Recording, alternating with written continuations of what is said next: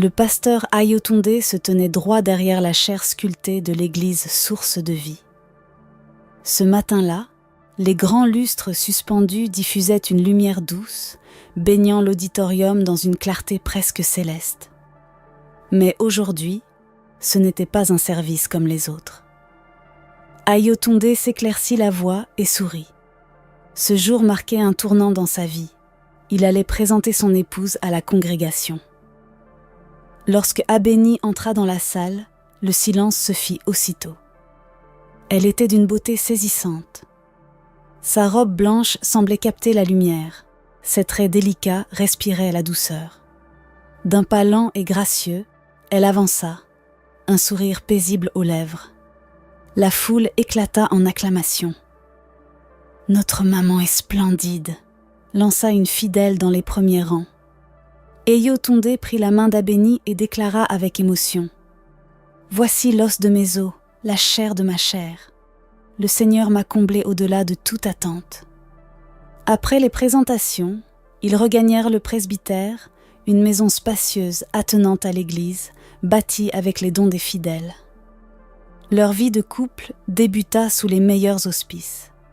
Et très vite, des signes de bénédiction apparurent. Les malades témoignaient de guérisons miraculeuses. Des fidèles racontaient comment leurs affaires prospéraient soudainement. Les invitations pour prêcher affluaient des 4 coins du monde. Source de vie gagna une renommée fulgurante. L'église ne désemplissait plus. Abeni, discrète mais rayonnante, était aux côtés d'Ayotunde à chaque culte, recueillant regards et admiration. Mais peu à peu, dans l'ombre de ces triomphes, d'étranges phénomènes surgissaient. Les intercesseurs les plus fervents tombaient malades, sans raison apparente. D'anciens couples solides se séparaient brutalement. Des femmes enceintes faisaient des fausses couches, l'une après l'autre. La nuit, plusieurs fidèles confiaient avoir des visions inquiétantes, des serpents rampant sous les bancs, des ombres masquées proférant des malédictions. Et pourtant, l'Église semblait plus prospère que jamais.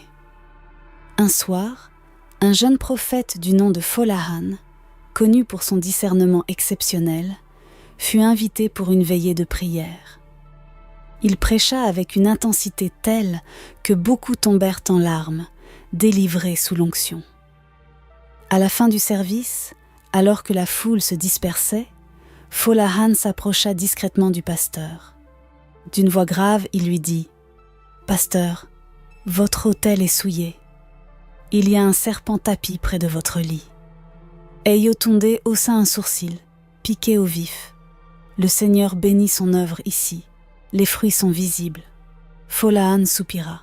« Faites attention. Sous les fleurs, parfois, le venin sommeille. » Puis, sans un mot de plus, il s'éclipsa. Cette nuit-là, Ayotunde eut du mal à prier. Quand il rejoignit sa chambre, Abeni dormait déjà, paisible. Il s'agenouilla au pied du lit, mais à peine avait-il fermé les yeux qu'une torpeur écrasante le submergea. Dans son sommeil, il se retrouva allongé sur son propre lit, mais la chambre était glaciale. Un serpent noir, immense, glissait vers lui. Il voulut crier, bouger, mais son corps refusait d'obéir. L'animal s'enroula autour de lui, sifflant à son oreille. Il se réveilla en sursaut, le cœur battant à tout rompre. En tournant la tête, il aperçut Abeni, mais elle n'était plus la femme qu'il connaissait. Son corps flottait au-dessus du lit, ses yeux fermés, ses lèvres murmurant des mots dans une langue inconnue. Ses cheveux ondulaient comme portés par un vent invisible. Terrifié, Ayotunde ferma les yeux et se força à l'immobilité.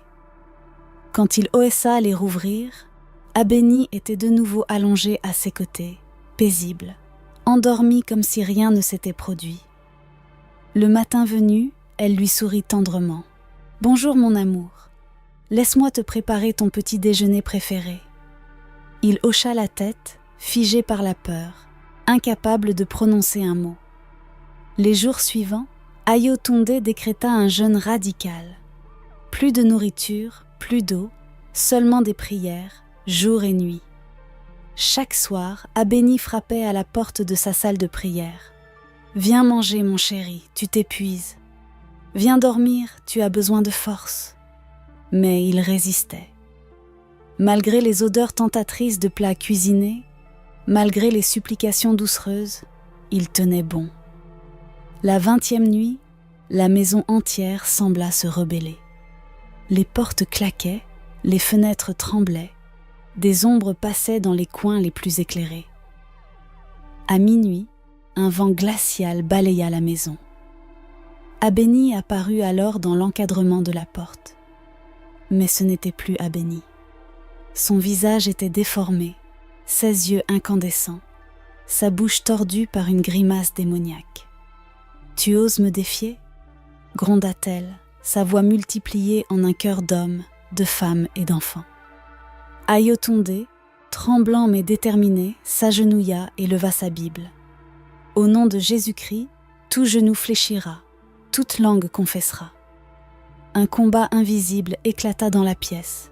Le sol tremblait. L'air était si lourd qu'il semblait difficile de respirer. À l'aube, Abeni poussa un cri déchirant et disparut dans un tourbillon de fumée noire. Le lendemain, comme si de rien n'était, elle préparait le petit déjeuner, souriante, parfaite. Ayotunde comprit alors qu'il était temps de mettre fin à cette mascarade. Il annonça un service spécial, une nuit de victoire. L'église, pleine à craquer, résonnait de chants de louanges. Au milieu du service, il prit le micro et déclara : « Ce soir, la lumière va dévoiler ce qui est caché. » Il fit appeler Abeni devant l'autel. Elle s'avança, hésitante. Son sourire tremblait. « Répète après moi, Jésus-Christ est Seigneur. » Abeni ouvrit la bouche, mais aucun son ne sortit. Son corps trembla violemment. Elle s'effondra au sol. Sous les yeux horrifiés de l'assemblée, sa peau se craquela, révélant une créature écailleuse, déformée. 2 cornes jaillirent de son front, ses doigts devinrent des griffes. « Imbécile ! Vous défiez la reine des eaux !» hurla-t-elle. Les fidèles éclatèrent en prière, certains tombant à genoux, d'autres criant en langue. Ayotunde éleva la voix. « Feu du Saint-Esprit, consume toute œuvre des ténèbres !» La créature hurla, se débattit, puis, dans un dernier cri, disparut en une fumée noire. Un silence sacré s'abattit sur l'église. Une paix surnaturelle remplit l'atmosphère. Le pasteur Ayotunde, épuisé, tomba à genoux. « Seigneur, purifie ton autel, reconstruis ton église. » Dehors, un vent nouveau soufflait, une nouvelle saison commençait pour source de vie.